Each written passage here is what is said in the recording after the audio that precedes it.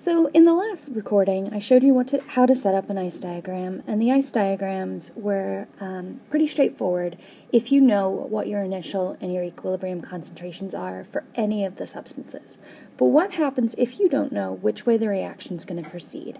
And in a case like that, we use what's called a trial K or a Q in order to determine whether we're going to need more reactants or more products to determine the direction of the shift. So we're given a case here where we have 2A plus B yields C. You're given the initial concentrations and you're asked to find the concentrations at equilibrium. So in order to do this, we're going to have to set up a trial K or a Q.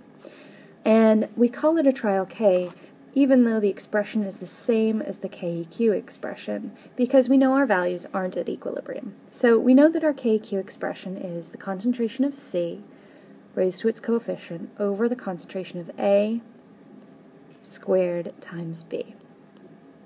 So what we're going to do is we're going to do a Q for this, Q for quotient, and plug in the values we have. So we have 1.0 molarity on the top, and then A is 3.0. I'm going to square that, and B is 2.0. Now if we calculate the value here, this comes out to 1/18. Now, what we're going to do with this number is we're going to compare it to our value that we have for KEQ. Okay?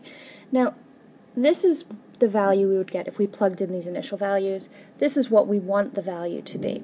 So in order to determine which way the reaction is going to go, we're going to compare our KEQ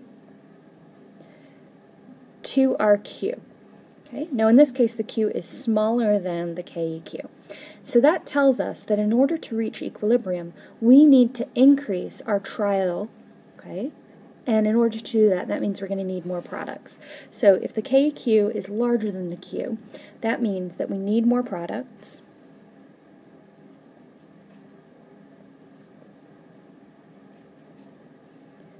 And so the Ford's reaction is favored.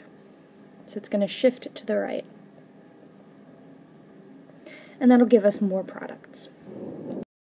So now we know that it's going to be shifting and giving us more products. We can fill in the fact that it's positive on that side. And if this is, if C is increasing, then A and B must be decreasing. Now I'm going to fill in my initial values. So I have 3.0 for A.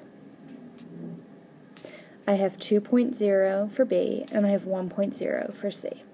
Now, if you remember, the change is related to the coefficients. We don't know how much it's going to change, and in math, when you don't know the value, you plug in an x.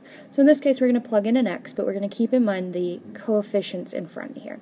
So A is going to change by 2x, B by x, and C by x. Now I'm just going to complete the box down at the bottom for equilibrium. So we have 3.0 molarity minus 2x. I've got 2.0 molarity minus x and 1.0 molarity plus x.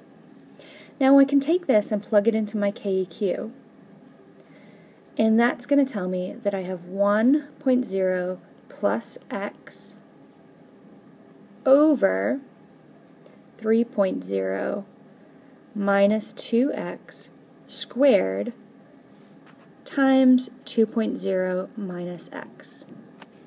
And we know that this KEQ is equal to 4. Now, you can solve this by graphing, or there's another way of solving it using the solve button on your calculator. And I've made a second recording about how to do that, and it's already posted on the website.